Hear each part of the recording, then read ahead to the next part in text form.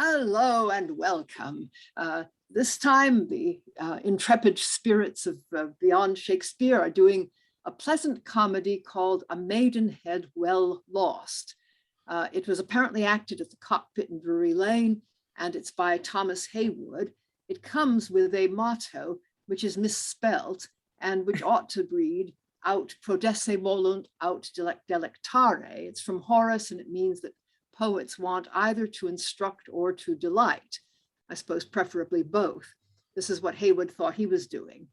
We've read a lot of plays by Heywood already from the first and second decades of the 17th century. We've even read one from probably before then. And this is one from the reign of Charles I. It was played by Queen Henrietta's men, so it has to date from some time after Charles's accession and marriage in 1625, but it was printed in 1634. It has a rather defensive preface, partly based on, I suppose, comments that he may have got about the title, which I think would have much the same effect on a modern reader. He says, courteous reader of what sex soever, let not the title of this play any way deter thee from the perusal thereof. For there is nothing herein contained which doth deviate either from modesty or good manners. For though the argument be drawn from a maidenhead lost, yet to be well lost clears it from all aspersion. We might have different views about that, but one reason he's so defensive, I think, becomes clear after this, because he refers to William Prynne's very large pamphlet, Histriomastics, which is an attack on plays and players that appeared in 1633.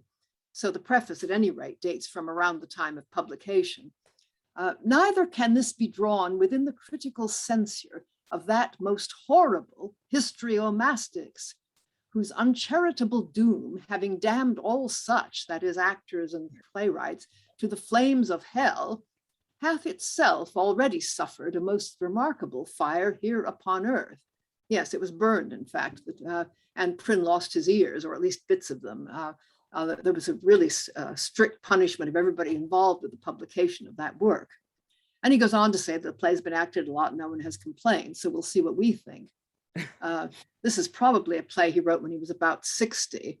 He started quite young, obviously in his 20s, with, I think, plays like Edward IV, if you can remember that far back. And he ends his preface, nothing remaineth further to be said, but read charitably and then censure without prejudice. And I think this is what we always try to do, don't we? So to do justice to this play, we have our usual superb team of readers as follows. Reading Stroza and the Huntsman. Francis Cox, actor living in Amsterdam. Oh, and to the audience, perhaps I should add a warning, don't confuse Stroza with Sforza, who will be mentioned later in the play. As first soldier, and also any old soldier, and Monsieur. Hi, I'm Eric, and I will be all the men. Reading the prologue, second soldier, and the Prince of Parma, he is actually. Hi, my name's Elizabeth Amisu, and I'm an author based in Romford. Reading the Duke of Millain, and third soldier. Alan Scott, confused in Suffolk.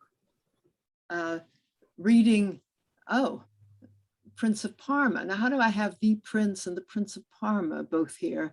Yeah, I should have noticed that. Anyway, yes, Parma is another kind of ham. And the First Lord. No. Oh, yes, I'm reading Parma and the First Lord. Yes, yeah. That's right. The Prince is actually the Prince of Florence. Oh, right. The trouble is that too many of these people have the same names, so they're distinguished as in the dramatis personae. Sorry, I'm Parma and the First Lord. My name's Helen Good, and I'm a historian. Reading Lauretta and the Second Lord. Hello, my name's Lynn Freitas. I am a college composition teacher, and I live in the Northwestern United States. Reading The Widow and Third Lord. Rachael, actor on the East Coast. And reading Julia and the Clown. Briony Sparrow, actor in Lincolnshire. And I'm your host for today and tomorrow, Lois Potter. I shall be reading the stage directions if I don't forget and trying to keep the discussions clean, or maybe I'll just throw in the towel. Anyway, you can now imagine that a figure in a black cloak has just come on, and he's probably taken his hat off. I think this is relevant, as you will see. So let's have silence for the prologue. Prologues to plays in use and common are, as ushers to great ladies, both walk bare, and comely both, conducting beauty they and we appear to usher in our play. Yet, be their faces foul or featured well, be they hard favoured or in looks excel, yet being usher, he owes no less duty unto the most deformed than the choice beauty. It is our case, we usher acts and scenes, some honest, and yet some may prove like queens, loose and base stuff, yet that is not our fault. We walk before, but not like pandas halt, before such crippled wear.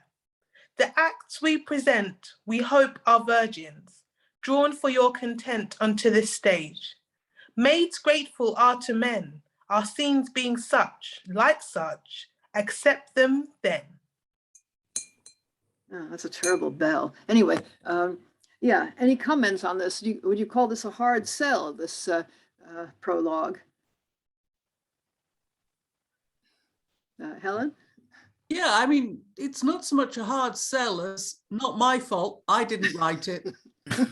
My job, say the prologue. Doesn't matter if it's a good play or a bad play. I've got to say the prologue. Okay, bye.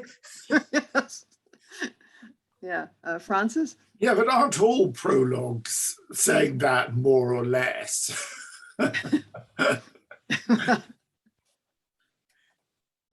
You can see why I said it, he probably takes his hat off, because he says, like an usher before a great lady, he walks bare, takes, bareheaded. Yeah, I mean, one thing, again, that our audience at home won't know is that the word queens is actually spelled Queans, and it's offered as an alternative to honest, just as an usher walks before a great lady. So the prologue walks before the play, and some plays are going to be like honest women, and others are going to be like this other type of queen, which is essentially what I think used to be called, well, anyway, it's a woman of easy virtue or something. You can see where all these ideas come from, given the title of the play. I mean, it's already getting this idea, are women chaste or not? Oh, how exciting, let's find out. Okay, any other comments? All right. Okay, well, Act 1, Scene 1, enter Julia and Stroza. That she should do it. She, May we build upon it? as on a base of marble, I have seen strange passages of love, loose interchanges of hands and eyes betwixt her and the prince. Madam, look to it. What hope hath he in one so meanly bred, or she to obtain a prince of such descent and lineage? What but this, that you must undergo the name of wife, and she to intercept the sweets of love due to your bed? To be his strumpet, Stroza? Madam, a woman may guess unhappily. Thou shouldst be honest, Stroza. Yes, many should be what they are not, but I always was, and ever will be one, that's still myself. The General Sforza's daughter, is not she? Is that yet questioned? As if the chaste court had saved herself one so degenerate, so dissolutely wanton, so profuse in prostitution too, so impudent and blushless in her proud ambitious aim, as if no man could her intemperance please, save him whom heaven hath destined to your bed. I never saw them yet, familiar. Aha, as if they'd send for you to see it, to witness what they most strive to conceal, be gulled, be branded. Last to me, all's nothing. I shall ne'er smart for it. What is it to me? If being a bride, you have a widowed fortune, If being married, you must throw yourself upon a desolate bed, and in your arms clasp nought but air, whilst his arms, full of pleasure, borrowed from a stolen beauty, shall this grieve or trouble me, break my sleeps, make me start at midnight up, and fill the house with clamours? Shall this bring strange brats to be bred and brought up at my fire and call me dad? No, this concerns not me more than my love to you, to your high sovereignty. I now repent, too late, since I too lavishly have given him the utmost he could ask, and stretched my honour beyond all lawful bounds of modesty. He's covetous of others, and neglects his own, but I will part those their stolen pleasures, and cross those lustful sports they have in chase, not be the pillow to my own disgrace. Exit Julia. The game's on foot, and there's an easy path to my revenge. This beautiful Millainoise unto the Duke, sole heir, still courted, craved, and by the Parma prince solicited, which I still study how to break, and cast aspersions betwixt both of strange dislike. But wherein hath the other innocent maid so injured me, that I should scandal her? Her father is the general to the Duke. For when I studied to be raised by arms, and purchased me high eminence in camp, he crossed my fortunes, and returned me home as cashiered captain, for which injury I scandal all his means unto the Duke, and to the princess all his daughter's virtues. I labour to invert and bring them both into disgraceful hatred. Okay, that seems a good place to stop, but I just want to be sure everybody's figured the plot out now. Thank goodness for the soliloquy, because we wouldn't know without that convention that there is no affair between Parma and this unnamed young woman, the general's daughter. This is just rotten old Stroza trying to stir the pot. Yeah. Right. Yeah. So that you get this really dramatic beginning where he appears to be the blunt, honest guy just telling Julia that she's being wronged. And then as soon as she goes out, he reveals, I've just made all this up. Right. Okay, well, we can move on then. Enter Prince Parma. Stroza, My lord, saw you the princess? Julia, She. I have, my lord, of late no ear of hers, nor she a tongue of mine. The time hath been till soothing sycophants and court parasites supplanted me. I have the power with her to bring thee into grace. Have you the power to keep yourself in? Do you smile, my lord? I tell thee, Stroza, I have that interest in Julia's bosom that the proudest prince in Italy cannot supplant me thence. Sir, I no way question it, but I have not known a prince hath been repulsed and meanest persons bosomed. The prince would once have looked upon me, when small entreaty would have gained an eye, an ear, a tongue to speak, yea, and a heart to think I could be secret. What means Stroza? But 'tis the fate of all mortality. Men cannot long be happy, but my passion will make me turn blab. I shall out with all. Whence comes this? 'Tis suspicious, and I must be inquisitive to know it. A jest, my lord. I'll tell you a good jest. Well, prithee, let's hear it. What will you say if, at your meeting next with this fair princess, she begins to rave, to rail upon you, to exclaim on your inconstancy, and call the innocent name of some chaste maid in question, whom perhaps you never eyed, my lord? What of all this?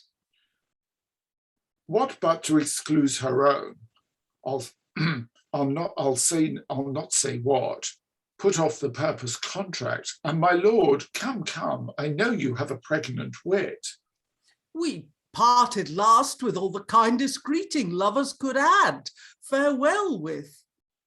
But should this change suit thy report, I should be forced to think that which even oracles themselves could never force me to do, that she is... All women are not sincerely constant, but observe, my lord. Enter Julia, the general's wife, widow, and Lauretta, her daughter. Julia meets her and strikes her, then speaks. Millain, is't you? There's for you. Know your own. Observed you that, my lord? Why did you strike me, madam? Strumpet, why dare you contest with us? Who dare with princess? Subjects must forbear. Each step I tread, I'll water with a tear. So exit Lauretta with her mother, and she's weeping. I spy a storm a-coming. I'll go to shelter. Exit Stroza, just in time. Your meaning, madam? Did it, sir, with yours but correspond, it would be bad indeed. Why did you strike that lady? Cause you should pity her. What small cause for blows? I struck her publicly, you give her blows in private.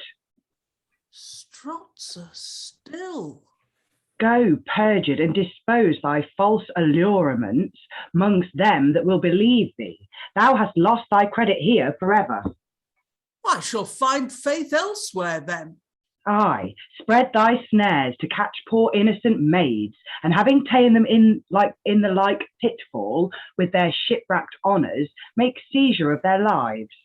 Injurious lady, all thou can touch mine honour with, I cast on thee, and henceforth I will fly thee as a basilisk. I have found the change of lust, your loose inconstancy, which is as plain to me as it were writ upon thy brow. You shall not cast me off. I hate thy sight, and from this hour I will abjure thee quite. Exit Parma. I'll call him back. If Stroza be no villain, he is not worth my clamour. What was that startled within me? Oh, I am dishonoured perpetually, for he hath left behind that pledge of his acquaintance that will forever cleave to my blood in scandal. I must now sue, send, and crave, and what before I scorned by prayers to grant, submissively implore. Okay, that's the end of the scene. And did everybody work out what Julia was saying in that last speech? Not quite, but she's got a baby stirring within her. Possibly. Yeah. That escalated quickly. Yeah. Yeah. Yeah.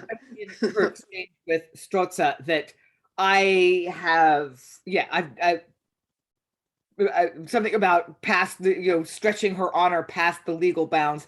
They're betrothed and they have consummated their betrothal. And when he says, "Oh, I have an interest in her bosom," that she can't get out of it now. So I mean, it wouldn't be a big deal if Stroza weren't trying to undermine the union, because they're gonna get married. It's fine. It's fine. But yeah, poor Julia. She believed Stroza, and now she's. And Parma. They both seem a little gullible. But. Mm-hmm. Briony? Yeah, I did notice actually that she is obviously very gullible, but for a change, there was like one moment where she kind of said, are you sure though, when he first suggested it, which makes a change because normally it's just straight away like, oh my God, they're doing what? She actually did put up one line of argument of, maybe, are you sure though? I've never seen them. Yeah. Sorry, Elizabeth, are you? Is that a hand up? Yeah. Yeah, that slap that was given in the middle of the scene was fantastic, because the character just comes on and just slaps her straight across the face. And I was like, it reminded me of something like the Kardashians, you know, those reality shows where people are always fighting. I thought it was fantastic. It was very dramatic. Yeah. It's certainly a very fast moving play, isn't it? We've already covered what would be about 4 acts in somebody else's play, I think. Yeah, definitely. Yeah. Okay, well, onward to scene 2. A flourish. Enter the Duke of Millain, the general's wife, delivering a petition with Stroza, Lauretta, and attendants. Lady, your suit. So please, your grace, peruse it. It is included there. Our general's wife? We know you, lady, and your beauteous daughter. Nay, you shall spare your knee. More plot for me. My brain's in labour. I must be delivered of some new mischief. You petition here for men and money. I, making a free relation of all your husband's fortunes, how supplies have been delayed, and what extremities he hath endured at Naples' dreadful siege. We know them all, and withal do acknowledge all plenteous blessings by the power of heaven. By him we do obtain, and by his valour, lady, we grieve he hath been so neglected. Oh, royal sir, you still were gracious, but twixt your virtues and his merits there hath been some interception that hath stopped the current of your favours. All which shall be removed, and he appear henceforth a bright star in our courtly sphere. But no such comet here shall daze my sight, whilst I, a cloud, am to eclipse that light. Exit Stroza. We sent out our commissions 2 months since, for men and money, nor was our intent it should be thus delayed, though we're prince. We only can command. To execute is not in us, but in our officers. We understand that by their negligence he hath been put to much extremity of dearth and famine. Many a stormy night been forced to roof himself in the open field. Nay, more than this, much of his own revenue he hath expended, all to pay his soldiers. Yet, reverend madam, but forget what's past. Though late, we'll quit his merit at the last. And her Julia and Stroza whispering. Your highness is most royal. Her father shall be in the camp relieved, she graced in court. How will she brave you then? I suffer this take all. Why, the meanest lady would never brook an equal. You, a princess, and can you brook a base competitor? It shall not. We are fixed and stand immoved, and will be swayed by no hand. Julia? A suitor to that lady, royal father, before she be a widow, that you are so private in discourse. Oh, you mistake, for she the suitor is and hath obtained. I'm glad I found you in the giving vein. Will you grant me one boon too? Question not.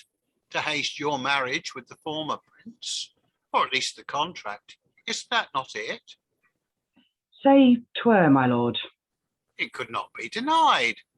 But speak, thy suit? To have this modest gentlewoman banished the court. My daughter, royal princess. Show us some cause, I beg it. Lady, though you be in the begging vein, I am not now in the giving. Will you leave us? Wherein, O heaven, have I deserved your wrath that you should thus pursue me? I have searched, indeed beyond my understanding, but yet cannot find wherein I have offended by my chastity. How, chastity? A thing long sought mongst captains' wives and daughters, yet hardly can be found. Fair lady, yield unto my daughter's spleen, her rage blown o'er. Fear not, I'll make your peace. As for your suit touching your husband, that will I secure. Haste, Stroza, unto the prince his chamber. Give him this letter. It concerns my honour, my state, my life.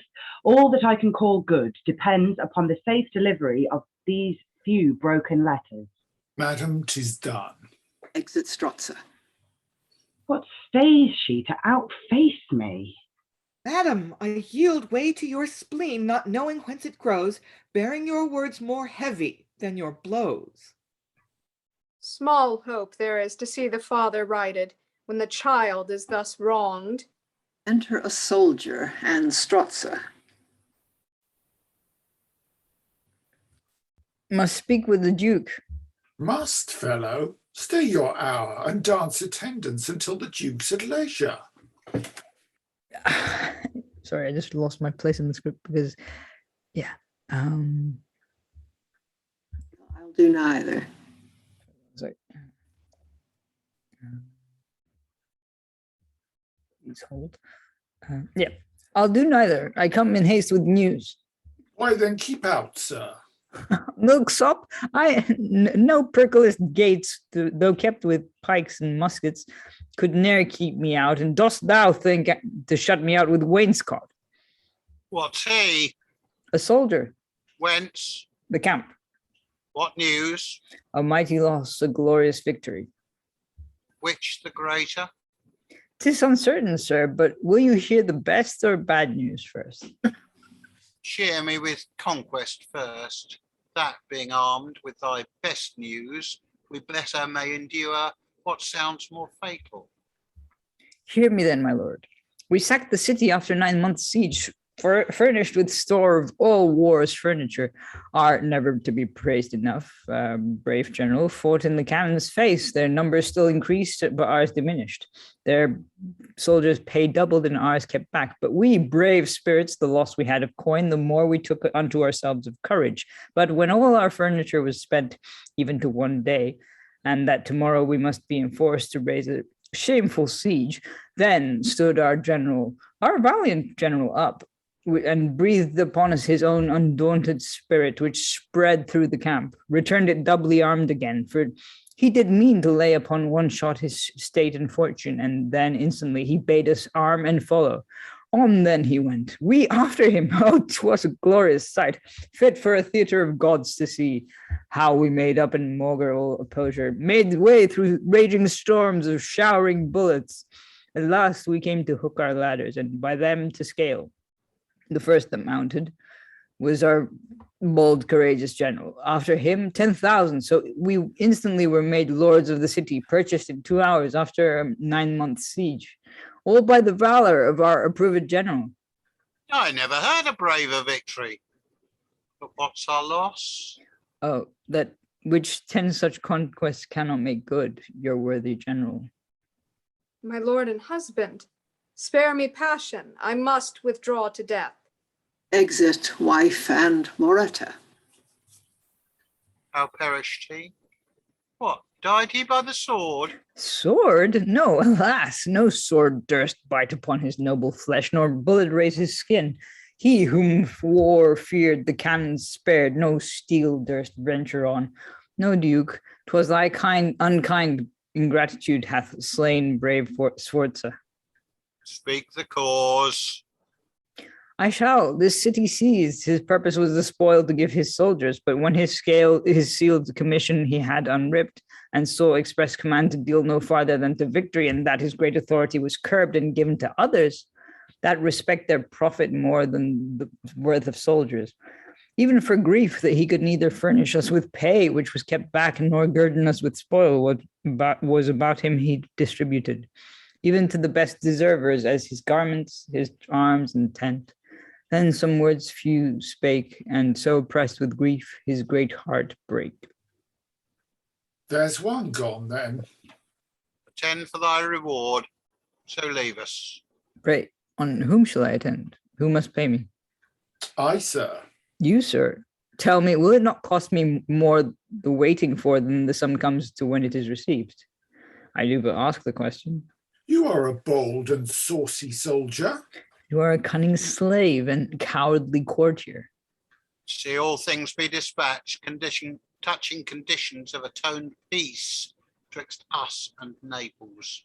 See that soldier to have his reward. Come, will you pay me, sir? Exit soldier. Sir, will you walk? As for your sauciness, I'll teach you a court trick. You shall be taught how to attend. Our general's lost. Is it not now peace? What should a general do? Had he returned, he would have looked for honours. This suit, and that for such a follower. No, royal sir, that debt is quite discharged. But for his wife, we must be mindful of her, and see we do so. Exit Millain. Speak. Will he come? Madam, I found him ready to depart the court with expedition, but of my urgence he promised you a parley. It is well. If prayers or tears can move him, I'll make way to save my own shame and enforce his stay. Exeunt Julia and Stroza. Okay, lots of action here.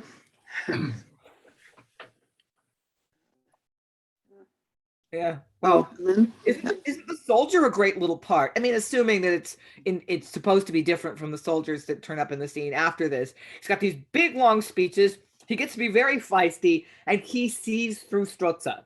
He's like, "You're a shit, and I know you're a shit." You know. Yeah. I'm a bottom feeder. I'm just a messenger, but I see right through you. It's a great little part. Mm. Yeah. That's kind of classic messenger speech, but then it sort of turns into classic blunt soldier speech. Yeah.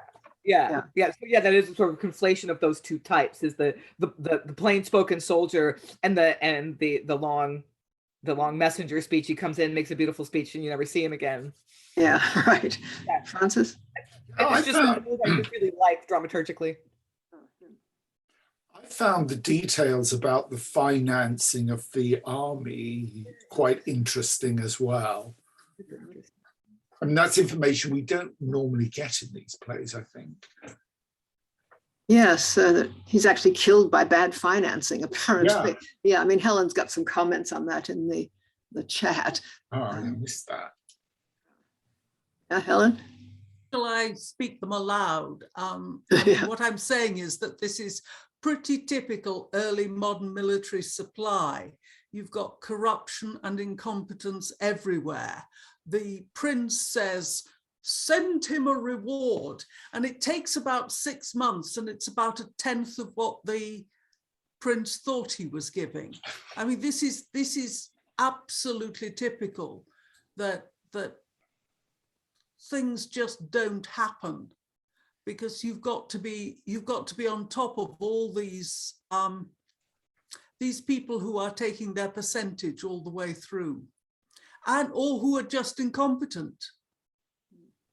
And this, I mean, obviously I know it from the Elizabethan Wars, especially in Ireland, but there's also, I mean, by this time, I don't know whether we're at La Rochelle or whether other wars have intervened, but certainly there's this is the way it happens. So when the soldier says that it's going to cost him more to wait around for this reward, what sort of expenses does he have in mind? Well, just daily living expenses, also bribing the porter to let him into the court to ask for it every day. I mean, these things really totted up. I mean, Hull got a grant of that Wakefield and Leeds had to pay them £400 towards some charges, and they reckoned it had cost 200 in petitioning. And riding over to Leeds and Wakefield and standing there until someone took notice of them. Paying for your lodging and your food for a month. Yeah. Oh, and paying people. Tipping the courtier. Servant. Yeah, I mean, to get to see someone, you had to pay off their servant. Yeah. Other comments? Briony, Francis? Oh, Briony, sorry. Yeah. Oh, sorry, oh goodness. Yeah, I just thought, I wondered how it was staged, because there's no given exit for Julia during all of this. And it seems like the sort of thing that, you wouldn't necessarily be discussing in front of the women folk. Yeah. Yes, I don't know. It seems a bit odd anyway. It seems to me odd too that the soldier leaves where it says exit, but then Stroza's next line is, "Sir, will you walk?" which sounds to, well, maybe that could all be an aside, of course. I mean, I think that bit about "I'll teach you a court trick, you shall be taught how to attend" probably is an aside. Stroza explaining what he intends to do to make life miserable. I think with a lot of these Heywood plays, the exits are fairly casually placed between speeches, but in the actual exit may very well be after "Sir, will you walk?" Yeah. Just Right. as the slap comes after Julia has said a few words. She doesn't just come on and slap. Yes. She actually does say something first. Yeah. Yes, it does look slightly less goofy than it seems. Yeah. Right. Yeah, Francis? Yeah, there were two reactions in that scene which I found very striking. One was the general's widow. As soon as she heard that he was dead, it was like, "Oh, right, I've got to go away and die now." and then, of course, Stroza says, "Right, that's one down." Yeah, I can't make out if that's an aside or not. It sounds like it Yeah, I think ticking it off members of the court. Right. Okay, well, on to the next and see what further crimes we are going to be treated to.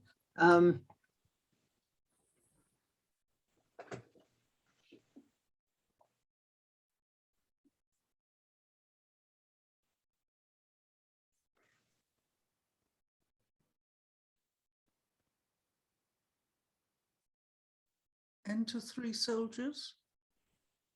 I think Lois is frozen. Oh no, it's back.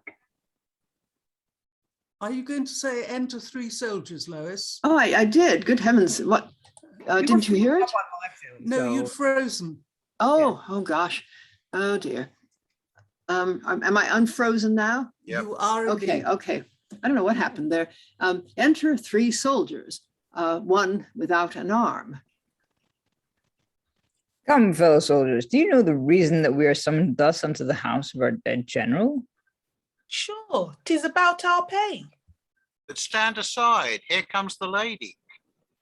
Enter the mother, Lauretta and Clown.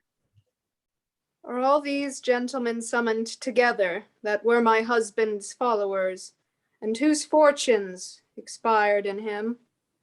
They are, if please your ladyship. Though I was never tawny-coat, I have played the summoner's part, and the rest are already paid. Only these three attend your ladyship's remuneration. Welcome, gentlemen. My husband led you on to many dangers, 2 years, and last to poverty. His revenues, beforehand he sold to maintain his army. When the Duke's pay still failed, you know you were stored ever from his coffers. He was a right and worthy general. He was no less. He was no less, and all you know, he was no more. Well had he lived. I had been placed in some house of office or other ere this time. It was his will, which to my utmost power I will make good, to satisfy his soldiers to the utmost farthing. All his gold and jewels I have already added, yet are we still to score to soldiery. What is your sum? Pay for 3 months. That's double that in gold.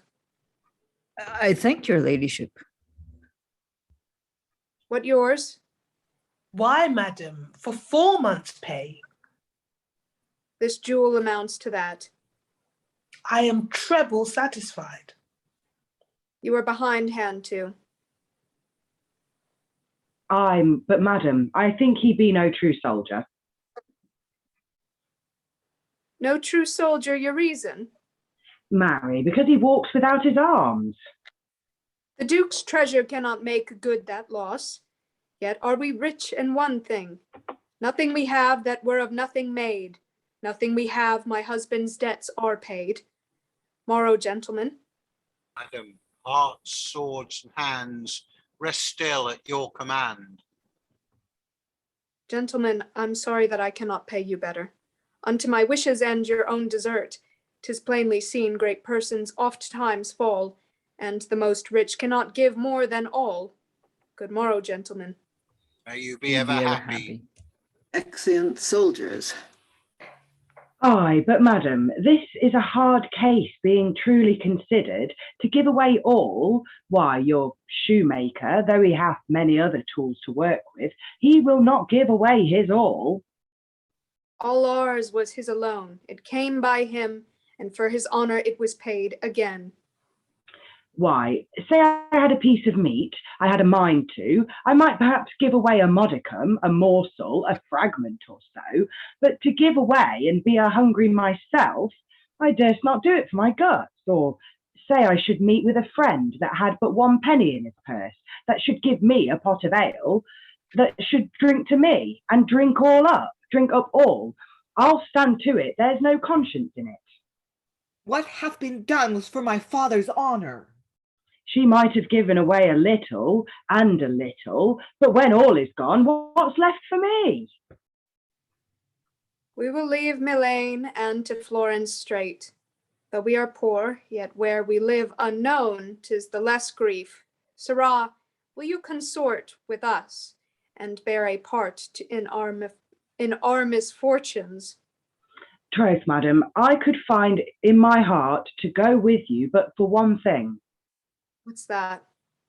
Because you are too liberal a mistress, and that's a fault seldom found among ladies.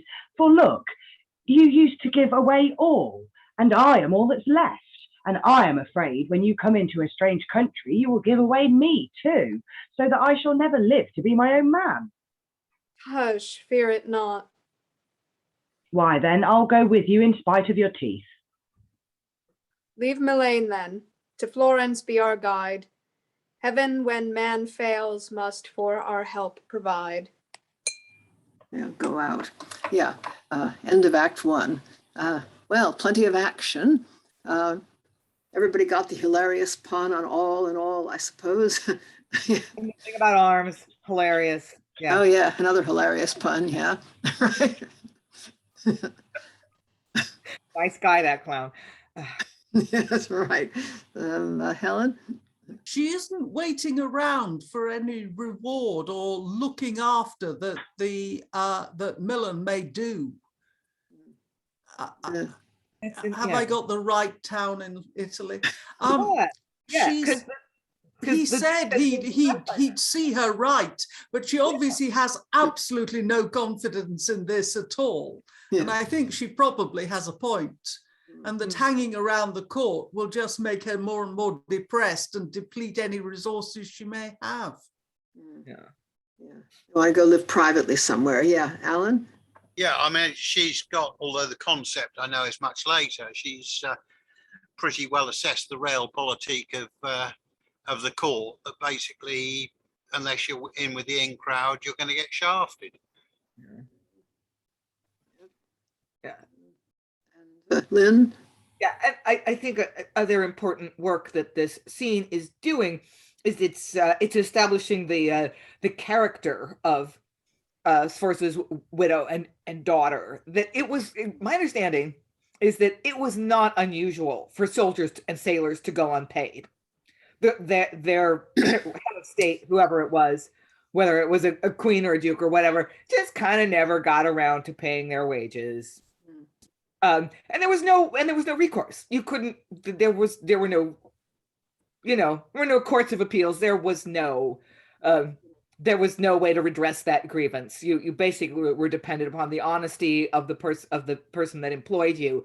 So the fact that the widow is giving away her own substance and going to live a more modest life now that she's given away gold and jewels in order to do the right thing, that's actually really quite striking, and I think it's supposed to establish for the audience that that they are really, really upright people.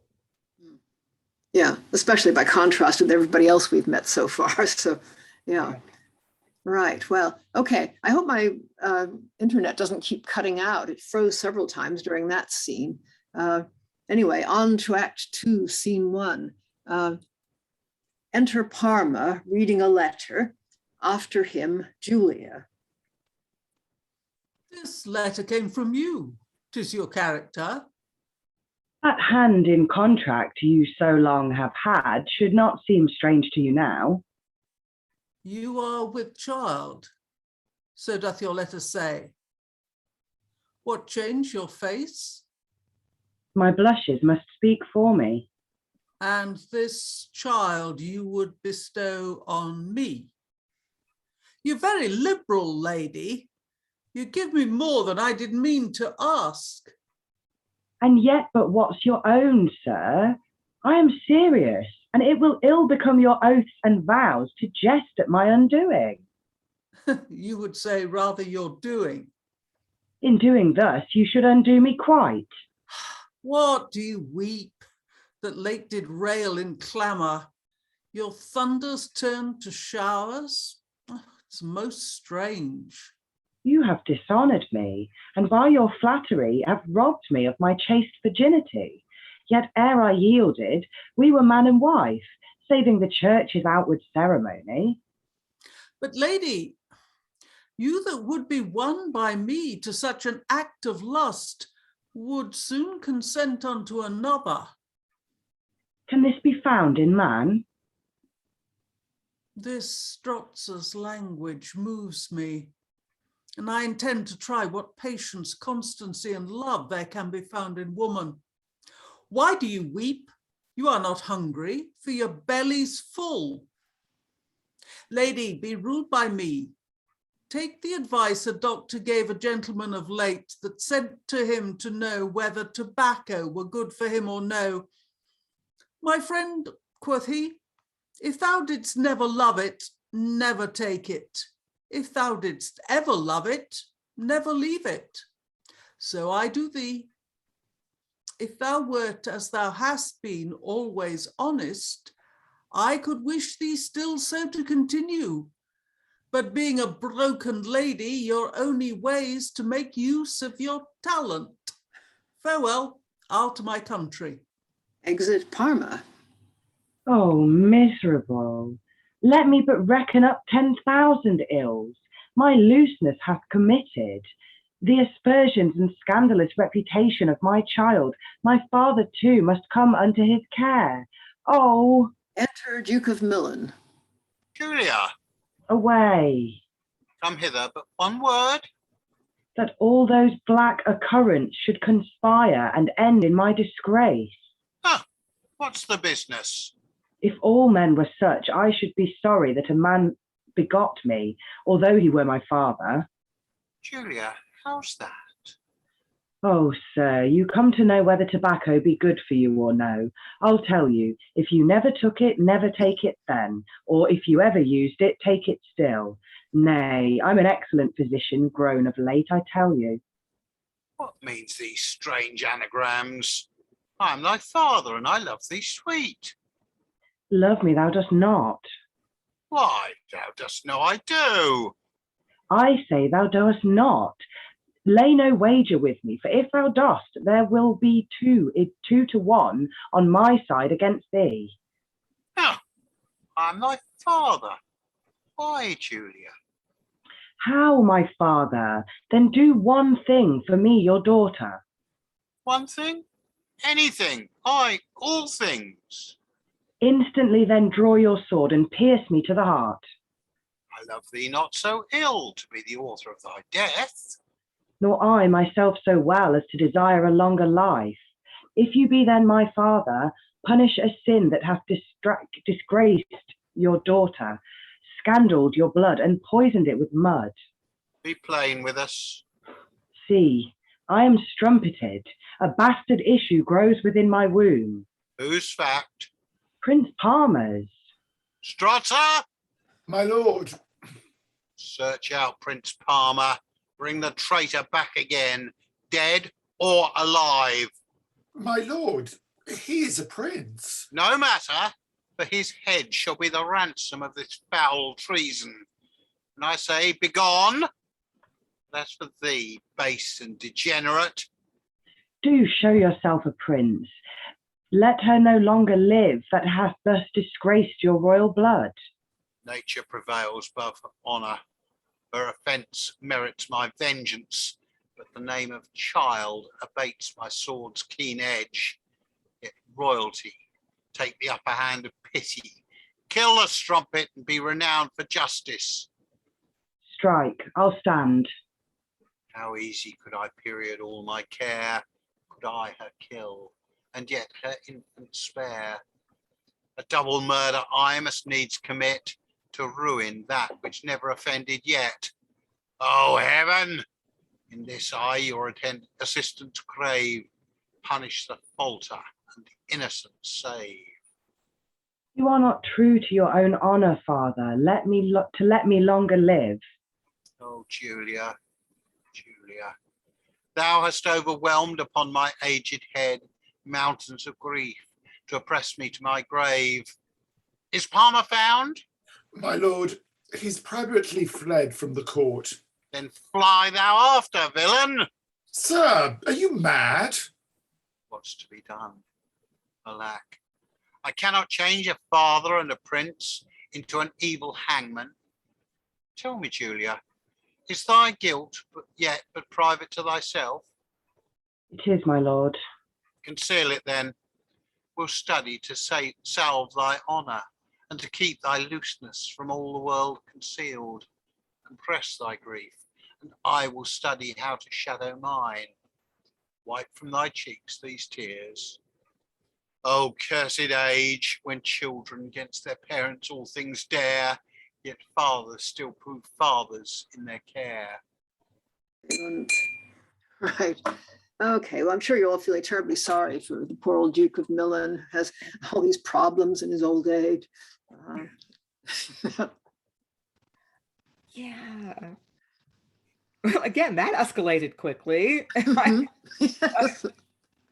Yes, I mean, Julie's in a really, really bad position, but she's quite the emotional character, isn't she? I mean, Stroza tells her her future husband is fooling around on her. She instantly believes it and becomes incandescently angry with the woman that she thinks he's fooling around with.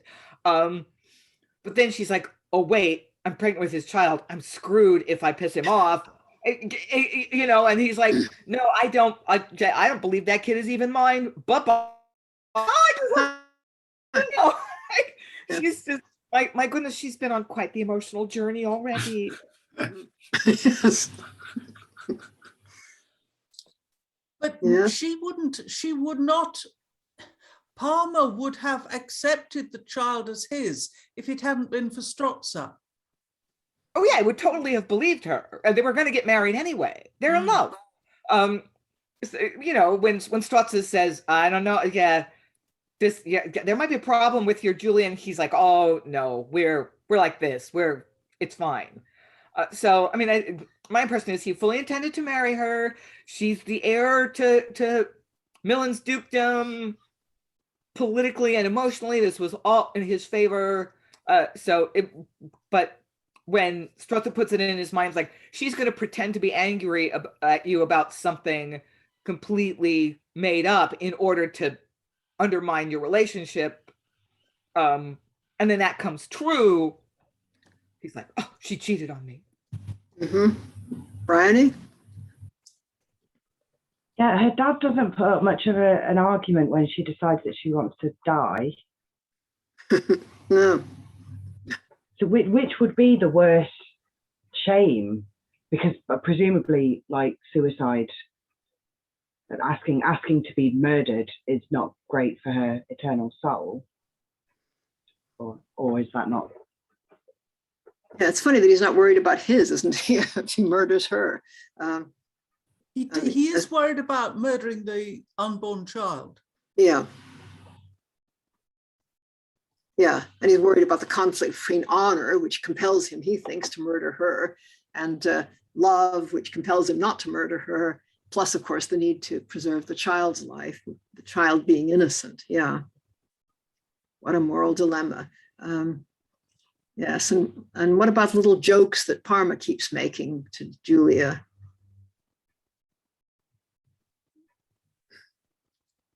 Yes, they're not very funny. Have we had any funny jokes in this yet?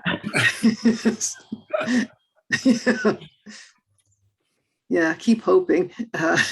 Yeah, we got a clown, but his main joke seems to be, you shouldn't give away all your money. You should keep it because I'm going to need some of it. Yeah. Okay. Oh, Elizabeth, yeah. My favorite joke from Parma is, why do you weep? You are not hungry for your belly's full. Yeah. Mm-hmm. That was my favorite. He's a bit of a jerk, you know? Mm-hmm. I don't know why Julia would want to be with him. He doesn't seem to have that many good qualities. Yeah. Well, Eric? Yeah, it reminded me a bit of what was it? Not Every Man His Humor, but one of the other Ben Jonson ones where it's very sort of, we only did two, didn't we? That were kind of like, it was Every Man His Humor, where they're kind of planting, false information to ensure that people keep running around to sort of, while trying to work that out, and just sort of distract the idiots, so to speak, from the what's going on, by getting them to be angry at each other and so on and so forth. And then you've got I think it was one of the characters was insanely jealous of his wife, whose name I can't remember. Yeah, and just that's what it reminded me of. A lot of confusion. Yeah. Actually, there's also a play we're not allowed to mention that this is quite obviously echoing, whether deliberately or not. So that whole theme of spouses being wrongly suspicious that their wife or husband is unfaithful, that's kind of a recurring theme in comedy and in tragedy in this period. Yeah. Oh, it's so common. Yeah. I mean, you just get, oh, not again, hint, hint, your wife might be unfaithful. God, you think so? Oh no, I'm now going to go ballistic. Yes, right. Crazy thing is, well, because it's drama, not real life. When the spouse is suspicious, it's always false. And when infidelity is going on, the spouse doesn't suspect. Except there's one city comedy where the husband's a widow, his wife is a kept woman, and he's fine with it. Yeah, that's Chase Maiden Sheepside. Yeah, but that's really quite an unusual. Yeah, it's very unusual. Yes. Yeah, if it's really happening, the spouse doesn't know. If it's not happening, the spouse is suspicious. That's quite a good. Yeah. Okay, rule number 3 of writing comedy in this period. Yeah, okay. On to Act 2, Scene 2. Enter widow, as she now is, Lauretta and clown. Oh, misery beyond comparison. When save the heavens, we have no roof at all to shelter us.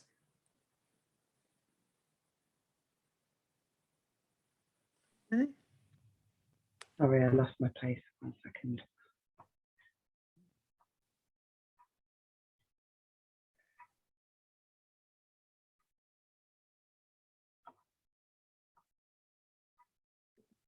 Right at the beginning of Act 2, Scene 2.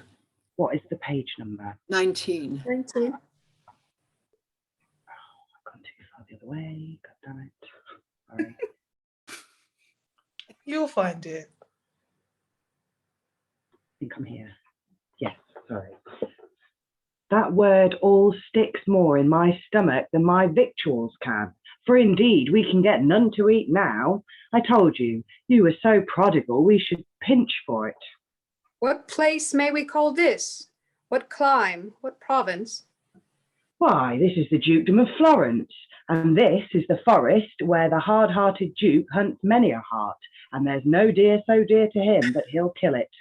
As goodly a large place to starve in as your ladyship can desire to see in a summer's day. Yet here, since no man knows us, no man can deride our misery. Better die starved than basely beg. How better starve than beg? All the ladies of Florence shall never make me out of that belief. I had rather beg 1,000 times than starve once. Do you scorn begging? Your betters do not. No, madam. Get me a knapsack, I'll to Florence. I'll make all the highways ring of me with for the Lord's sake. I have studied a prayer for him that gives, and a pox take him that gives nothing. I have one for the horseway, another for the footway, and a third for the turning stile. No, madam, begging is grown a gentleman-like calling here in our country. I have yet one poor piece of gold reserved. Step to the village by and fetch some wine. You had better keep your gold and trust to my begging oratory. Yet this is the worst they can say to me, that I am my lady's bottleman. Exit clown. Here's a strange change. We must be patient. Yet can I not but weep thinking on thee. Madam, on me. There is no change of fortune can puff me or deject me. I am all one in rich abundance and penurious want. So little do my miseries vex me or the princess wrong, that I will end my passions in a song. So there's a song, which we unfortunately don't have. At the end of it, there's a sound of horns within. It seems the Duke is hunting in the forest. Here let us rest ourselves and listen to their tones, for nothing but mishap here lies.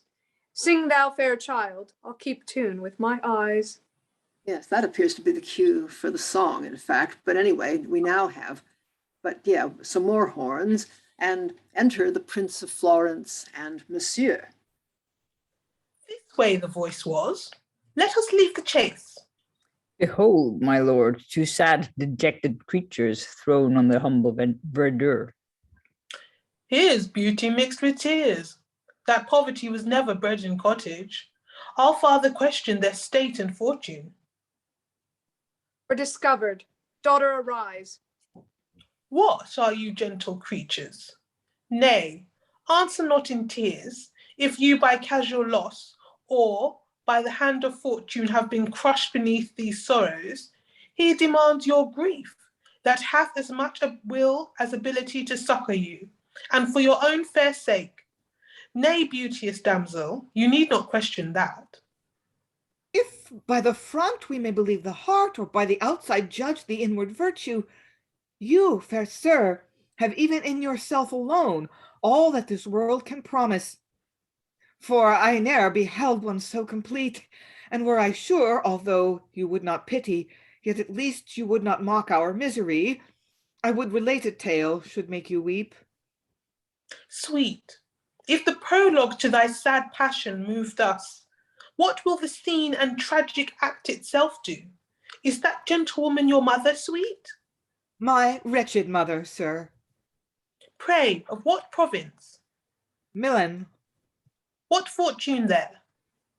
My father was a noble gentleman, ranked with the best in birth, and which did add to all the other virtues a bold soldier. But when he died... Nay, proceed, beauteous lady. How was your father styled? To tell you that were to exclaim upon my prince, my country, and their ingratitude. For being dead, with him our fortunes and our hopes both failed. My mother, loath to live ignobly base, where once she flourished, having spent her means, not loosely or in riot, but in the honor of her dead husband, left the ungrateful and rather to spend her years in poverty amongst those that never knew her height of fortune, than with her thankless friends and countrymen fled here to perish. More than her charming beauty, her passion moves me. Where inhabit you? Here, everywhere. Beneath these trees?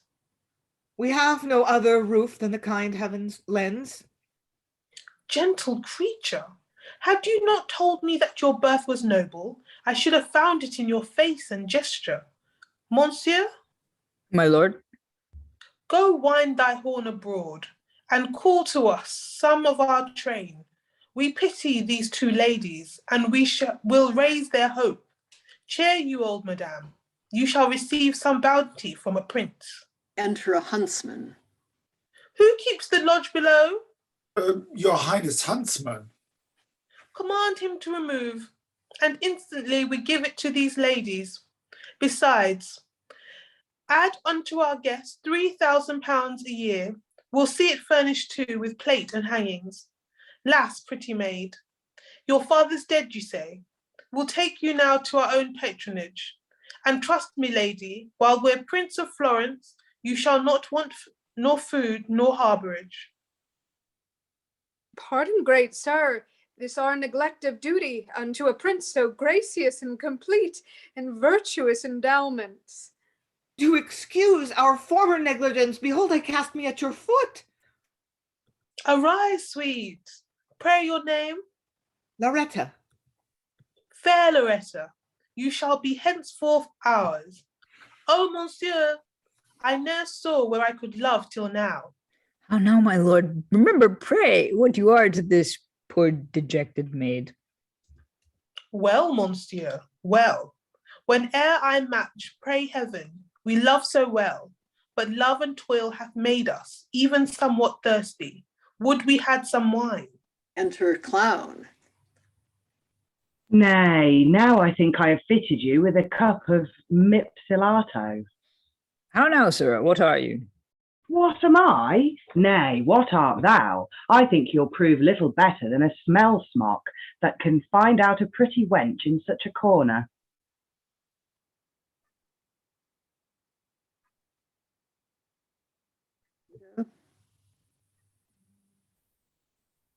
Sirrah, peace, sirrah, 'tis the prince. What if he be? He may love a wench as well as another man. What hast thou there? A bottle of wine and a manchet that my lady sent me for. Thou ne'er couldst come to us in better time. Reach it us, Monsieur. Your bottle quickly, sir, come, I say. Yes, when? Can you tell? Do you think I am such an ass as to part so lightly with my liquor? No, thou, my friend, before I could get this bottle filled, I was glad to change a piece of gold and call for the rest again. And do you think I'll lose my liquor and have no gold nor rest again? Not so, my friend, not so. There is gold, sir. Madam, will you give me a license to sell wine? I could get no plate in the forest but a wooden dish. Fill to the prince, Lauretta. Will it please your highness drink out of a wooden mazer? Yes, sweet, with thee in anything. You know we are a prince, and you shall be our taster. Why should I love a prince? His bounteous gifts exalt not me, but make me much more poor. I'm more dejected than I was before. Sir, Lady, thanks. I fear me he is caught, but if he be, my counsel must divert him. The bottom of the bottle is at your service, sir. Shall you and I part stakes? There's more gold for you. I had rather you had broke my pate than my draft, but hark you, sir, are you, as a man should say, a belonger to? A belonger to? What's that, sir? Oh, ignorant! Are you a follower? I seldom go before when my betters are in place. A serving man, I take it. Right, sir. I desire you the more compliment. I have the courtesy of the forest for you. And I have the courtesy of the court for you, sir. That's to bring me to the buttery hatch and never make me drink. Sirrah, conduct those ladies to the lodge, and tell the keeper we have stored for him a better fortune. You shall hear further from us. You usher them. Come, ladies, will you walk? How now, sauce fox, know your manners? Was not I gentleman usher before you came, and not I he that did the bottle bring? Come, ladies, follow me. Exit clown with ladies and with huntsman. Your purpose, sir, is to love this lady and hazard all your hopes. Oh, gentle friend, why was I born high but to raise their hopes that are dejected? So much for my bounty. But for your love.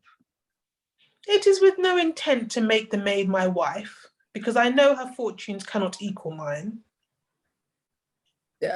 Then 'twere more dishonorable to strumpet her. Still thou mistakest. Mine is honourable love, and built on virtue. Nor would I, for the emperor's diadem, corrupt her whom I love. Brave prince, I'm glad that ere I kept thy company. Come, Monsieur, night steals on. Not many years shall pass me, but I purpose to revisit this my new mistress. My auspicious fate, to thee, my happy love, I consecrate. Excellent. Okay, Alan? Yeah, it seems the prince has got a touch of the Robin Hoods in reverse. Oh, well, let's evict the peasant huntsman so that we can put these posh ladies up somewhere nice. Yeah, well, he does say, I just noticed that it's not quite as bad as it looks, because when he says, conduct these ladies to the lodge and tell the keeper we have stored for him a better fortune. So I assume that means that he is going to move the huntsman somewhere nice rather than just throw him out and create another homeless person, having just rescued these. Depends how far you believe Posh Boy's promises, doesn't it, really? Yeah. No, but I think it must have occurred to the author at this point that he'd better do something about this. Briony? Yeah, I'm warming to the clown a bit more now. So he's one of these grumpy clowns, and I'm okay with that. Like, his jokes are rubbish, but I like his kind of shtick that he's just complaining about things and a bit cheeky, and he's not quite as Yeah. Totally agree. Yeah. Did you want to say more, Lynn? I agree. I'd forgotten that, but yeah, the clown kind of won me over in this, and he does say in the previous scene, he complains about the fact that the widow's generosity has basically impoverished her. But when she says, "Will you escort us? Will you be basically our male escort while we travel?" He's like, "Oh, all right, I'll go with you." So, he's the grumpy clown, but he's also actually, I think we're supposed to understand, devoted to his mistress and her daughter. And his jokes about, "I'm gonna sell my wine. I don't care who you are." Yeah, I mean, I actually was really quite charmed by this scene. This is sort of it's a little bit of a medieval throwback. The prince falls in love with a woman who's beneath his station, but he's just going to love her from afar and not going to dishonor her, but he can't marry her, but he's going to take care of these two poor sad ladies. There's something very charming about it. Yeah, fairy tale. Eric, and then Helen. Yeah, I just enjoyed the line, "How now, saucebox?" Know your manners. It's just, I know it's like, I have seniority in this profession, therefore, sit back and I'll lead the way. Yeah, Helen Moo. Yeah. Yeah, I mean, fundamentally, we've got all the makings of Cinderella here. Yeah. Right. Briony? Yeah, just Eric did write in the chat, but I just want to say out loud, because I agree. I really, really like the expression "smell smart," because Alan gave a slightly nicer definition, but I think to me the modern equivalent is like a panty sniffer, and it's just so descriptive that I just think, love it. Yeah. Anybody got any idea who Monsieur is? The French tutor. Yeah. This seems puzzling. I can't work out even what his social status is. He seems to be an advisor of some sort. Yeah, Alan? I would have put him down as being, we've seen this before with other court dramas, of someone who is of slightly lower status than Prince, but is sort of the honoured friend, possibly even raised together. And the sort of the almost the partner in crime in some ways. You know, they've grown up together, and their status has gradually diverged a bit. But he's still, you know, the old drinking chum of the prince. Yeah, I'm puzzled why he's French anyway, but Why yes, not? If you've got a chance to mock the foreigners. Right. Let's see. Helen. I think he's down somewhere as tutor, either in the dramatis personae or somewhere. I mean, I think he's not. I think he's older. I don't know how old the prince is. I mean, I'm sort of putting him at about 15, possibly younger than the girl. But I think he's not only the tutor and the companion, but he's also, he's meant to keep him out of trouble. Well, that certainly looks like it, yeah. He's there with it's that awkward stage between him being a schoolboy and being a young man. He's underage. Well, that'd be quite a nice way of playing it. I mean, if it's somebody very young, just starting to behave like a prince and trying to do it all just right, you know, because he's read the fairy tales and knows what princes do in them. Yeah. But this guy he's got a difficult job if the prince decides to throw over the traces, because he's got to be close enough to him to influence him. But he's still got to, in case of need. Yeah, it's a bit odd because I mean, the last thing Monsieur says is, "Brave prince, I'm glad that ere I kept thy company," which I don't know, just sounds more like somebody just saying, "I'm so glad we're friends. You're not going to disgrace me after all." But it could, in fact, it could mean almost anything, I guess. But anyway, he's actually quite pleased that the prince doesn't say, you know, since I can't marry her, I'm going to seduce her first chance I get. So that's good. Okay, on to Act 2, Scene 3. We've still got quite a lot to cover. Yeah, this begins with a dumb show. Enter the Duke of Millain, a midwife with a young child, and after them, Stroza. The Duke shows the child to Stroza. He takes it. Then the Duke swears them both to secrecy upon his sword and exit with the midwife. Then Stroza goes to hide it, and Parma dogs him. When he hath laid the child in a corner, he, Stroza presumably, departs in haste, and Parma takes up the child and speaks. Thou shouldst be mine, and durst I for my head, even in the open court, I'd challenge thee. But I have so incensed the offended Duke, and laid such heavy spots upon her head, I cannot do it with safety. Methinks this child doth look me in the face, as if 'twould call me father. But this suspected Stroza stuffed my too credulous ears with jealousies. For thee, sweet babe, I'll swear that if not all, part of my blood runs in thy tender veins. For those few drops, I will not see thee perish. Be it for her sake, whom once I loved and shall do ever. O injurious Stroza, I now begin to fear, for this sweet babe hath in his face no bastardy, but shows a princely semblance. But Stroza and the Duke, this will I keep, as chary as her honour, the which I prize above the universe. Though she were forced to be unnatural, I'll take to me this infant's pupilage, nor yet resolve till I a way have found to make that perfect which is yet unsound. Exit Parma. And I think we'll go on to the next scene, since I think that's all pretty clear, isn't it? Or is anybody dying to say something about it? Right, onward. Act 3, Scene 1. Enter Duke of Millain with lords, 3 of them, and Julia. Prepare, my lords, for a few private words. So the lords go out.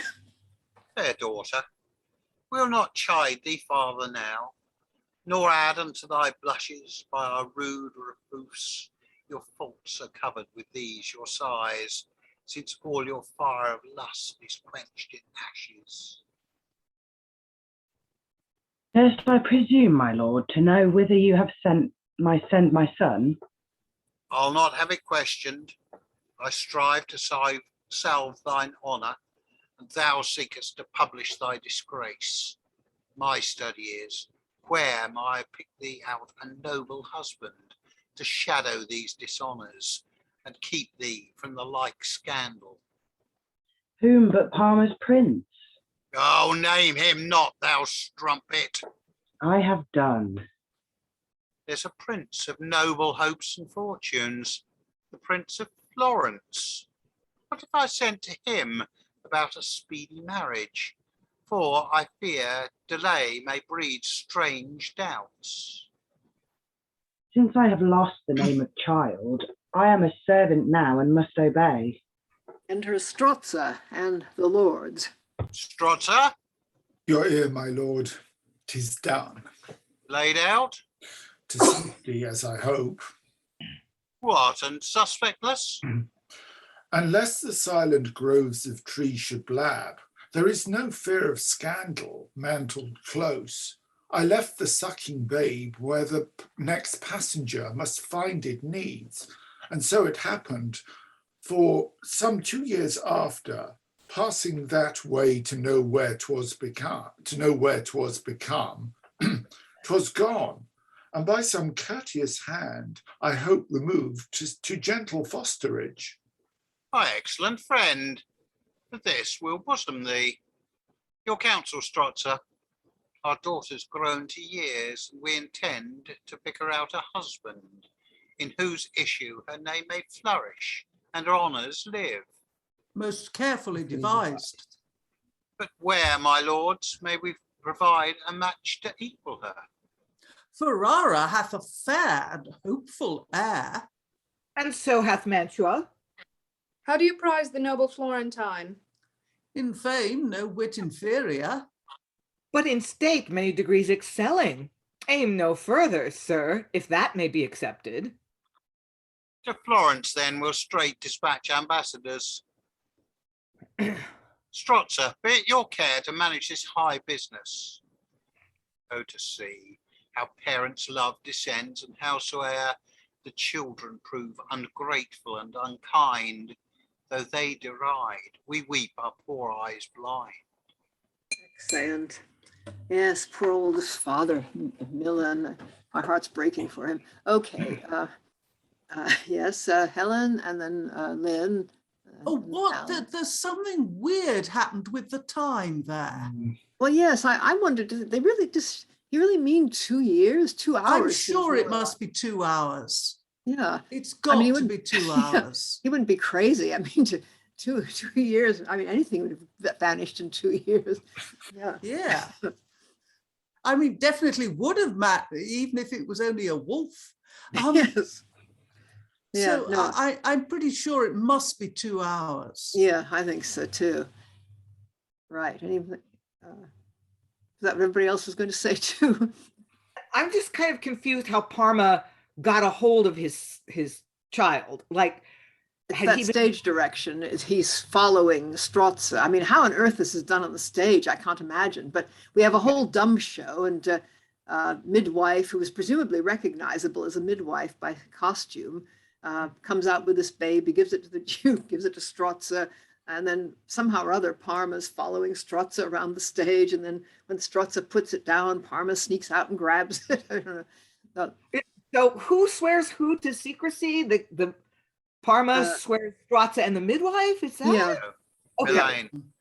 Millain. Oh, right, Millain, the Duke, the grandfather. Yeah. Yeah. Okay. Yeah. So it's very filmic, and we don't really have technical resources to do that. But okay, so Yeah. he abandons the child, and somehow Parma's been kind of keeping an eye on this situation. And then he picks the baby up and goes, you know what? This kid looks like me. I don't have the heart to leave it. I'm gonna raise my baby. Yes, maybe she is actually chaste, or maybe it's only a few drops of me. He must have really interesting ideas about what happens in conception. Well, they did have very strange ideas about what happened to conception. Yeah.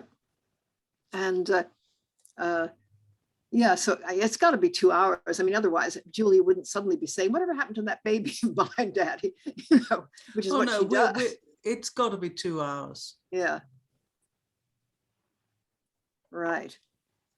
Okay. On to, I'm not overlooking anybody, am I? Good. Act 3, Scene 2.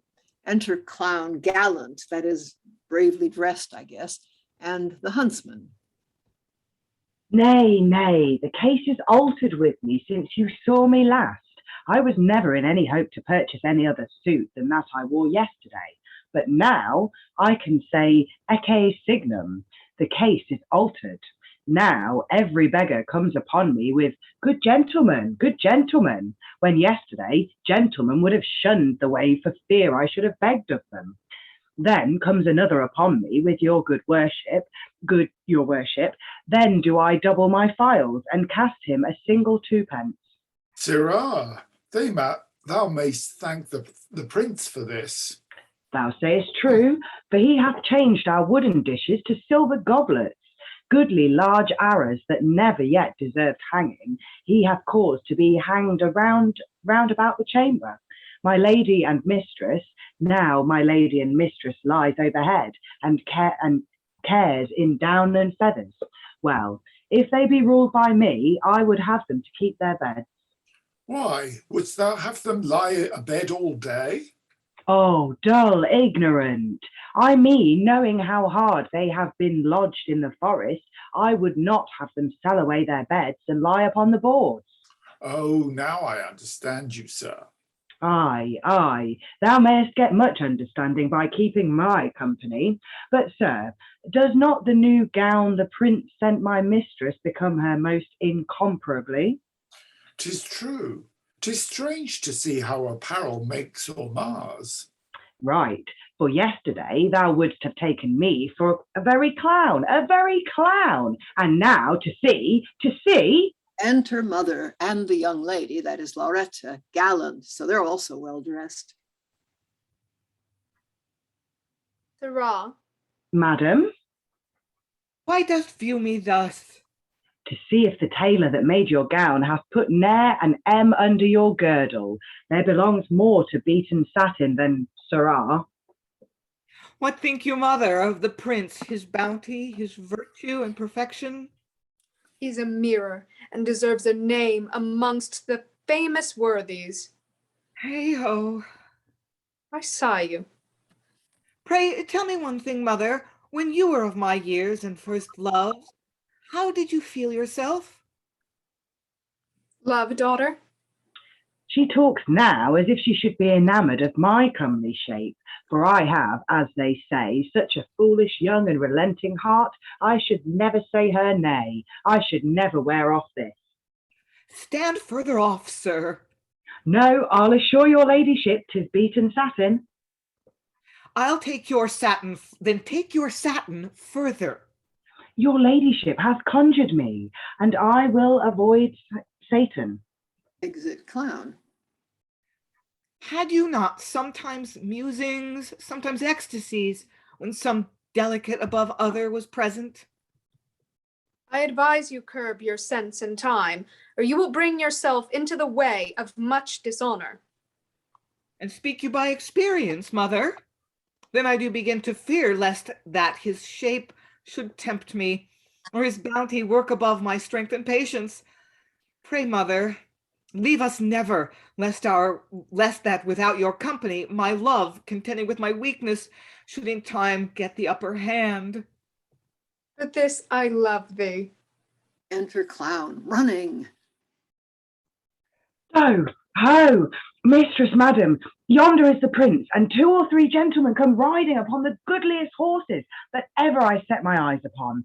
And the prince's horse did no sooner see me, but he neighed and wagged his tail. Now I, thinking he had done it to take acquaintance of me, say again to him, Gramercy, horse. So I left them and came to tell your ladyship. Go, see them stabled. My soul leapt within me to hear the prince but named. Enter Prince and Monsieur. Now, my fair friend. Your handmaid, mighty prince. Look, Monsieur, can she be less than noble? Nay, deserves she, thus habited, to be termed less than royal? What thinkest thou, Monsieur? Faith, my lord, I never love a woman for her habit. When, sir, I love, I'll see my love stark naked. Right, courteous lady. Our bounty is too sparing for your worth, yet such as 'tis accepted. Royal sir, 'tis beyond hope or merit. I prithee, Monsieur, a little compliment with that old lady, whilst I confer with her.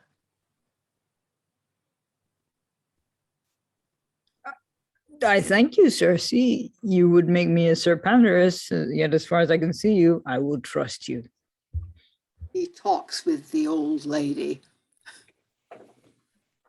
Sweet lady, how long is it? Nay, keep that hand, since as fierce was wars twixt Florence and great Millain. Nay, that hand still. And have you ne'er love then? Yes, my lord, I should belie my own thoughts to deny and say I had none.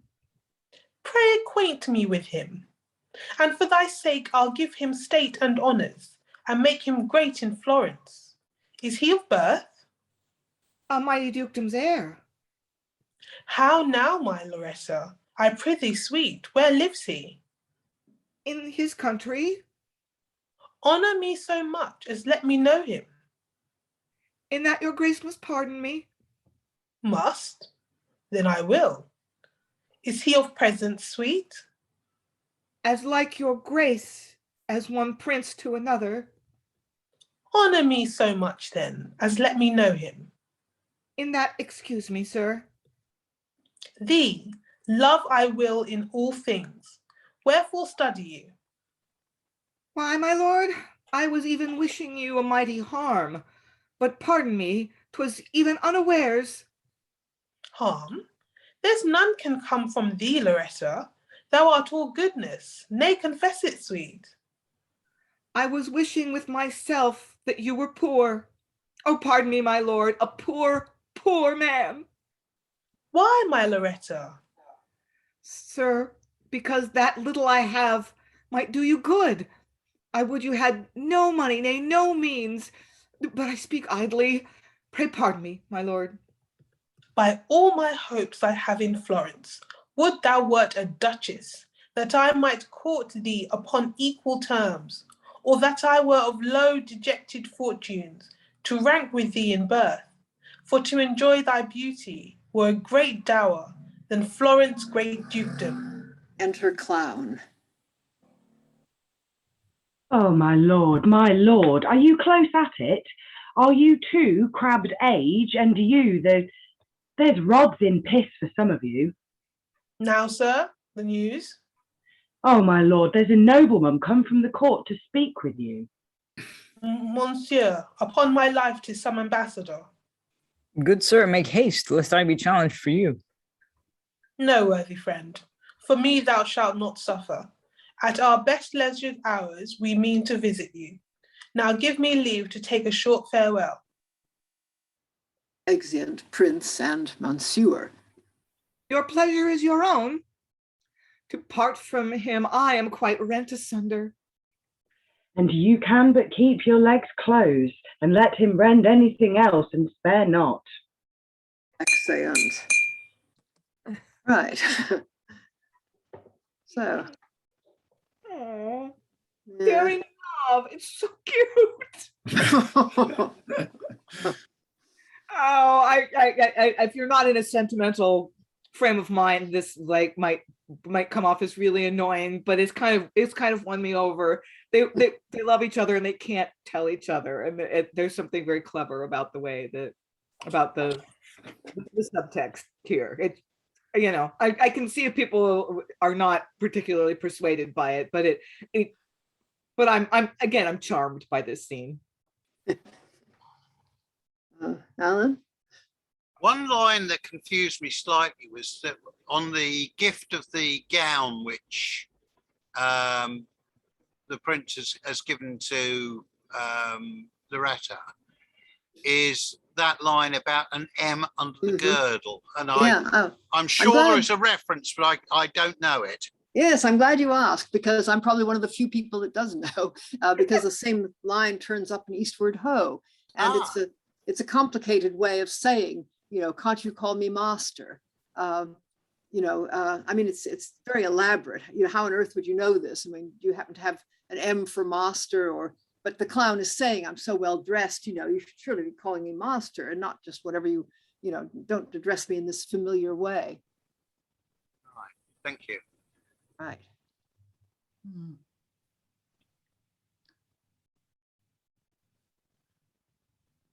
Helen? Yes, I'm more and more inclined to the tutor idea for Monsieur. I mean, firstly, he and the widow are both chatting and keeping a very close eye on what's going on. What the business is about the hand, I'm not entirely certain. It's obviously some gesture of courtesy, or maybe she's pawing at him, I don't know. Right. But I don't think so, because she's not that type. But No. it's some gesture of courtesy, I think, that he's refusing. Yes. But two things. One is the rods in piss is a school thing. You put rods in piss to harden them, I think. This I think I've got nothing to back this up. Secondly, it's Monsieur says, "Good sir, make haste, lest I be challenged for you." I mean, I think he has a responsibility for the prince. He's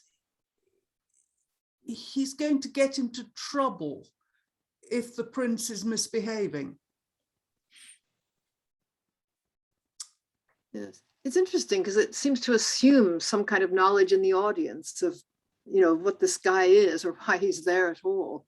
I mean, he's obviously there as a sort of confidant, but it just seems peculiar that somehow the audience would be able to take for granted. Maybe it's because Charles's queen is French and there were a lot of French people around the court, and maybe a tutor would be French, but I don't know. It seems one of those things that the play is assuming we all understand.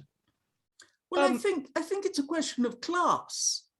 I mean, a young man of that status, the heir to the dukedom of Florence, would undoubtedly be expected to speak fluent French. Consequently, he would have a French tutor. I mean, nobody would have an English tutor because nobody in their right mind spoke English unless they were at that time. Right.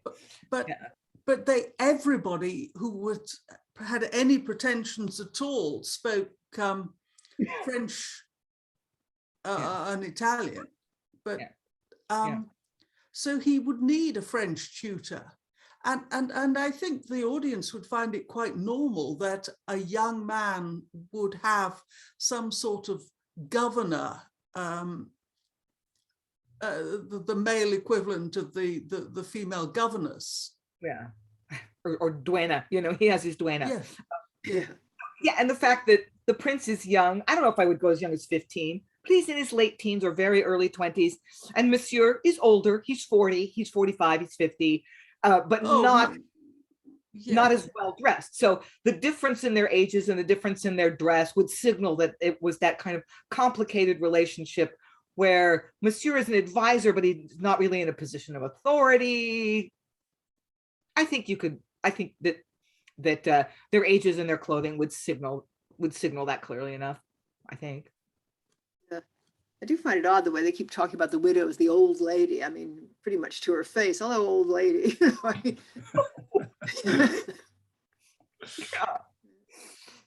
Well, mustn't take these things personally. So I guess we're really in final thoughts now anyway. So anybody want to leap in on this? Yeah, it's it took me a while to sort of figure out where we were again generically, because I have an unhealthy obsession with genre, because it starts out looking like a tragedy. It starts out looking like a domestic tragedy, that there's a couple that's in love and a malicious, envious, spiteful person is going to undermine that relationship. And we don't know, I didn't know at the beginning, if he might not succeed. But the way things are unfolding now, it's a fairy tale. It's a kind of mashup of fairy tale and domestic comedy that I'm hoping anyway, because like I really don't need to be depressed this week, that we're going to have a threatened union between Florence, who does not love Julia, and Julia, who does not love Florence, and you know, poor little baby is going to be raised an orphan and a bastard when his parents are actually in love with each other. Oh no, it's not going to work. Everything will shake out eventually, and Stroza will get his comeuppance. Yeah, right. Anybody got any other theories about the ending, or everybody happy with that one? Eric? It's hard to beat that one, and I think we kind of all want Stroza to get his comeuppance, just because. Although I don't know, I'm just curious why he's doing this. He's bored. He did mention at the beginning, I think, but I can't remember why. Yeah. There's a military thing again. I mean, like another famous villain. Yeah, he was in the army and he didn't get on, and so he's particularly hostile to the general, who was actually the guy who's supposedly dead, and is after. So that's why he's getting after his daughter Lauretta to ruin her life. But it's not absolutely clear why he does this through, as far as I can see, through Parma and Julia. But anyway. Interesting. Alan? Yeah. I must admit, I'm still puzzled by this heading at the top of describing this as a pleasant comedy. A, I'm not finding it particularly pleasant. B, the jokes are of particularly poor quality to actually describe it as comedic in any meaningful way. The one advantage it's got over other Heywood stuff we've read is that it is somewhat less confused and confusing than certainly the metallic plays, because it is at least trying to follow one storyline through. Right. Elizabeth? Muted. You're muted. Yeah, thank you, Lois. I'm not sure what to make of the play yet. I think it's a bit too early in the play to decide what to make of it. I think a lot of exciting things are coming in the last few acts and last few scenes that will kind of redeem it from any kind of lack of comedy or lack of humor in the opening acts. I really like the characters. I think they're very well drawn, and I like the narrative. I like the way the scenes flow into each other. I think this is more of a play in a modern sense. I think it has like a much more modern style to it, and there aren't that many scenes that are just thrown in there to kind of break up the narrative. We follow the same characters throughout, and we get to feel something for them. Like for me, my favorite character is Julia. I quite like the clown as well. I think Parma is horrible, and I think it does draw emotional reactions from the audience, and from the comments that people have made already, that you have to react to this play with some emotion, with some feeling. Yeah. Helen? I don't care for this. I mean, Parma, all right, he was defeated. He was confused by Sforza, who predicted various things and they all came true. But he's the only one who's adopted the baby. Everybody else has just dumped it in a grove or a corner, as it says in the stage direction. I mean, he's picked up the baby. So, no, Parma's okay. Parma is not a vicious guy. The only villain here is Sforza and potentially the prince. Because the Prince of Florence, I mean, it's all right. You house a woman and her mother and you give them X silver and tapestry and new clothes and an income, and don't tell me he doesn't want something. Mm-hmm. Yeah. Eric? Yeah, it kind of, there's a part of me going like when I think it was Lauretta, she was going, yeah, I hope he doesn't sort of, I'm worried that I might fall in love and sort of be tempted by his shape and that kind of thing. And there's a part of me going, foreshadowing, don't say the thing. If you say it won't happen, it will happen. Or, it feels very much like that. I don't know. Yeah. Now, see, now you got me worried. Oh, sorry about that. But yeah.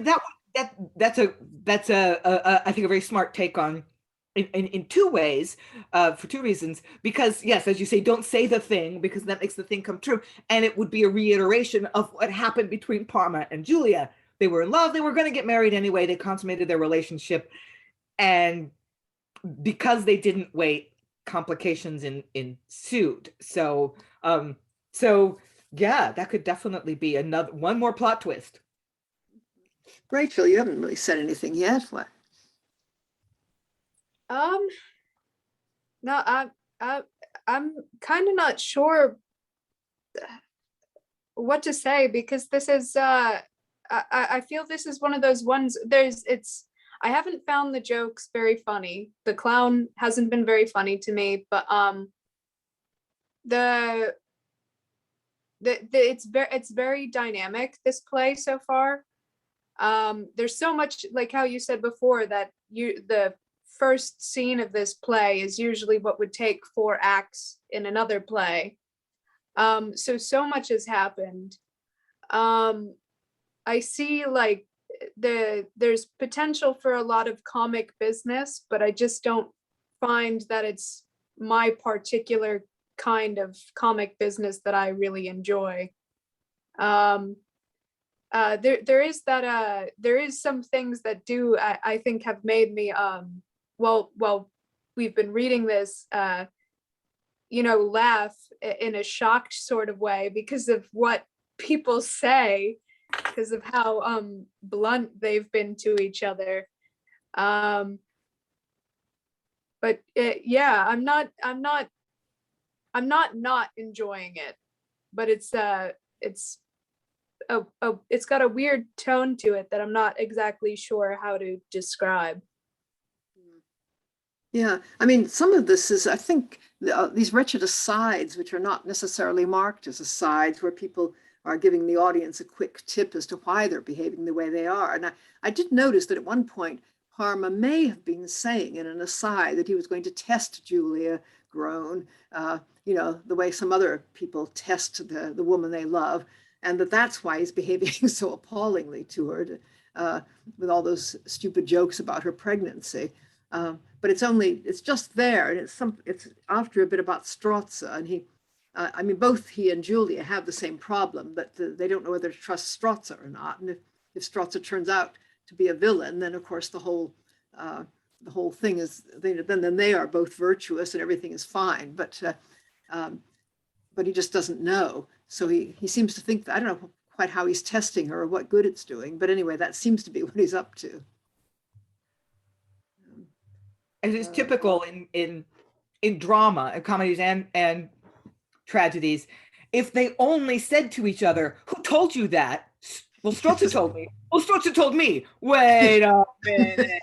But of course they don't say that. Yeah, there's just one tiny piece of information that they both lack that would clear the whole thing up, or at least give them very good reason to suspect that something fishy is going on. Yeah, it does sort of happen. And I think in Every Man in His Humor, Justice Clement asks people things and says, "Oh, he told you this and he told you that," and but yeah. We were just Gammer Gurton's needle. Now, the Dickens, like, "No, don't tell anyone that I was the one who told you." Yeah. Mm-hmm. Yeah. Yeah. And when the magistrate says, "Oh, Dickon, he was," guys, really, he believed him. Yep. No. So, yeah. That's a device that comes up if they had only asked, "Who told you that?" Yeah. Francis, Yeah, I'm really enjoying the play. I agree, it's not really a comedy. The rather lame comic bits seem to be there to, I don't know, lighten some of the more poignant scenes, I think. I'm very interested to see what happens to Stroza in the end. I'm wondering how he's going to be exposed, because I expect that's going to happen. But how it's going to happen, I just don't know, because he's got no accomplice or confidant, except the audience, of course. So I'm wondering, how that's going to play out, and whether or not his comeuppance is going to be on stage or off. Yeah, I'm sorry I'm not going to be here tomorrow to read the rest of this with you.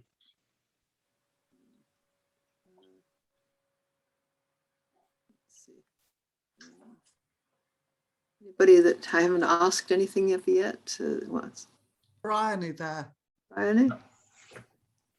Yeah, I always reserve judgment a little bit, because I've been tricked so many times by these where I'm really, really enjoying the play, and then the ending just all goes to hell in a handbasket. So I always reserve a little bit of judgment, but I'm kind of quite enjoying it so far. I think there's a way that you could play the unfunny clown, like that he really, really thinks he's funny, and I think you could make it like so bad it's good again, almost, with him, and make it comedic again, I think.